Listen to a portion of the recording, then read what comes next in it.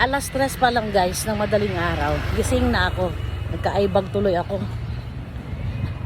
Ngayon, alas 5 ginising ko na yung partner ko. Anyari, ang alas 5 naging alas 6. Una ka na. Ha? So ngayon, ito yung outfit natin. Yan. Nilagay ko ang Sammy J.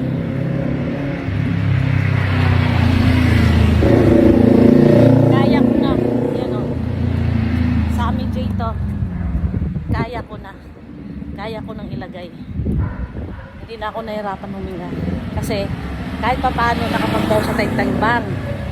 Yung last kong timbang, 74 pa ako, 75. Tapos nung after 2 weeks ba, 3 weeks, hindi ko na matandaan, nagbawas naman tayo. Naging 68 ako. Ngayon, today, magtitimbang ako. Tignan natin, from 68, tignan ko kung ilang kilo ang nabawas. Ay, sana 5 kilo, no? So, ayan. Si Jason, iniwan ko. Bumalik sa bahay. Sabi niya, mauna na ako. Eh, mabilis naman maglakad yun.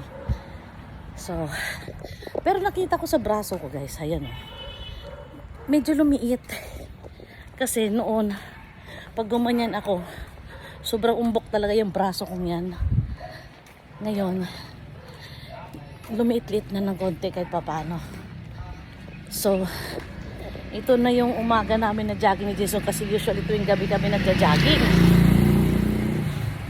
Gusto ko sana yung madilim-dilim pa. Kaninang alas 5. Ay, hindi naman gumising si Jason. Gising, ay, hindi bumangon. Gising siya pero hindi siya bumangon. So, ito nangyari sa amin. Inabot kami ng araw. Ayan, oh, maaraw na. Oh, kasi alas 6 na. Pero okay lang. Wala pa naman tao sa ganitong oras sa Cubao. Sa SM.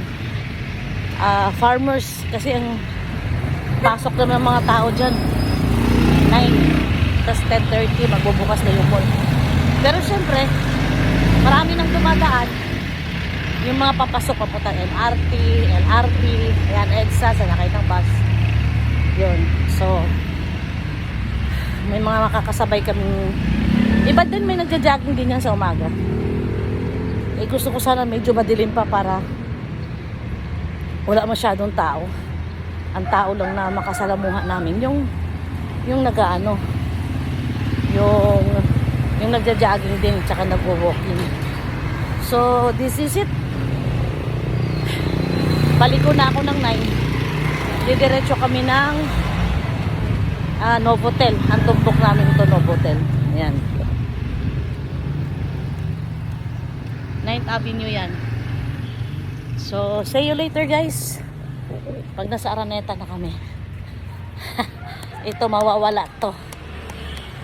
Before December, mababawasan to kahit papaano.